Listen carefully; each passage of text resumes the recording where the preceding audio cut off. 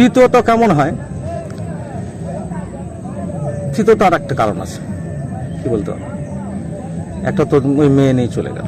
দ্বিতীয়ত কেমন হয়, তৃতীয়ত এবারে আমি এ বাড়িতে থাকবোই না, ঝগড়া অশান্তি থাকবোই না, প্রথম দিন থেকে শুরু করে দেবো।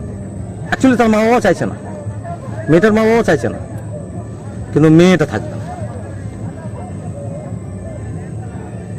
আর মেয়ের এই ছেলের মা বাবাও কিন্তু ওই মেয়েটাকে ভালোবাসে, না ঠিক আছে বৌমা হয়ে এসছে থাকুক, আমি একটা ভালোবাসি, কী করা যায়, আমার মেয়ের মতন তো কোনো শ্বশুর শাশুর করতে পারেই না, সেটা আলাদা জিনিস, কিন্তু তাও কিছুটা কাছে নিয়ে আসে, কিন্তু সে মেয়ে থাকবে না, সেটা বদ।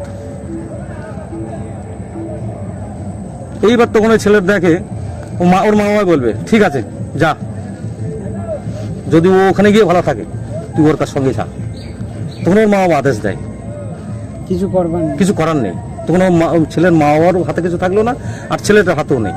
এবার সেই টাইমে যদি কিছু করে ফেলে, মরে যায়, ও যায়, তাহলে তাও এই বাড়ির লোক সব জেলে কি করবে, অনেক কিছু ভেবে চিন্তা। তখন ওর মা বাবা বলে ঠিক আছে ভাই তুই বেঁচে থাকিস বাবা, তুই বেঁচে যত কষ্ট হোক যাই হোক, কষ্ট তো তোর সারা জীবনে হবে। শুধুমাত্র এই ধরনের শয়তানের কারণে একটা মা বাবা তার ছেলেকেও স্যাক্রিফাইস করলো যে ঠিক আছে তুই আমাকে মধ্যে মধ্যে দেখা করে যাস, ভালো থাকিস, তুই যেন জীবনে কিছু করিস না, যা, ও যদি অতি ভালো থাকে তুই ওর সঙ্গে যা।